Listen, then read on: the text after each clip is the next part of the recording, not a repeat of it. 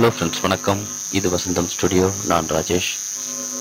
நாம் இப்போ பார்க்க போகிறது கோரல்ட்ரா 16 ஒரு டெக்ஸ்ட்டை எப்படி கவு மூலியமாக மோல்டு பண்ணுறோங்கிறத பற்றி தான். சரிங்களா?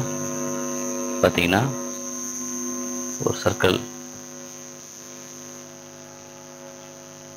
இந்த சர்க்கிள் மேலே தான் நம்ம வேர்டை டைப் பண்ணுறோம். ஆட்சி மாதிரி வேர்டுக்கு பார்த்தீங்கன்னா F8 ஷார்ட்கட். வசந்தம் ஸ்டுடியோஸ். சரிங்களா? இப்போது இந்த நேமை வந்து ஒரு ஆர்ச் மாதிரி கொண்டு வரணுங்கிறத பற்றி தான் பார்க்க போகிறோம். செலக்ட் பண்ணுறீங்க, ஷிஃப்ட்டை பிடிச்சிக்கிட்டு எந்த ஆப்ஜெக்டோட நீங்கள் பில்ட் ஆகணுங்கிறத முடிவு பண்ணிக்கங்க. கிளிக் பண்ணிவிட்டு இது ஷார்ட்கட் பார்த்தீங்கன்னா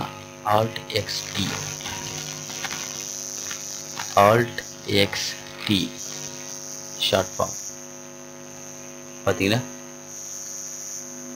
ஆர்ச் வந்துடுச்சுங்களா? இப்போது இதில் மாடுலேஷன் நீங்கள் பண்ணிக்கலாம்.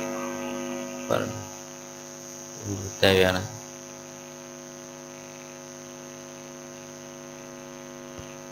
சரிங்களா? இப்போ பார்த்தீங்கன்னா இந்த சர்க்கிளோட வெல்ட் ஆகிருக்கு. இது நம்ம தனியாக சர்க்கிள் தனியாக நேம் தனியாக இருக்கணும்னா ஷார்ட் ஃபார்ம், இதுக்கு ஒரு ஷார்ட் ஃபார்ம் இருக்குது, Ctrl+K. சரிங்களா? இப்போது சர்க்கிளை டெலீட் பண்ணிடுங்க. இப்போ நேம் வந்துடுச்சு.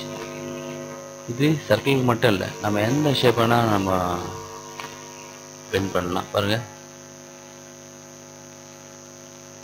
நம்ம எந்த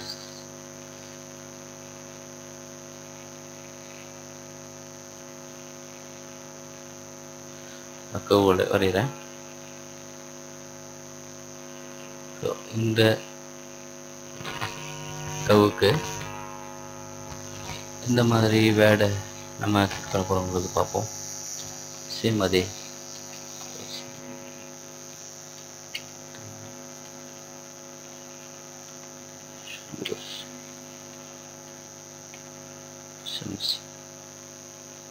சரிங்களா?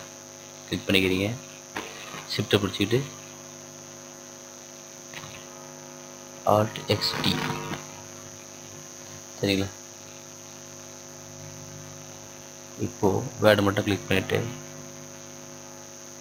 வேர்டு மட்டும் கிளிக் பண்ணா ஆல்ட்டை பிடிச்சிட்டு இப்போ பாருங்கள்,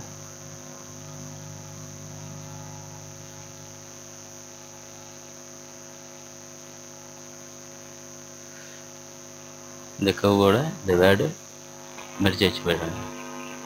தனியாக அந்த கவு தனியாக எடுக்கிறதுக்கு Ctrl+K.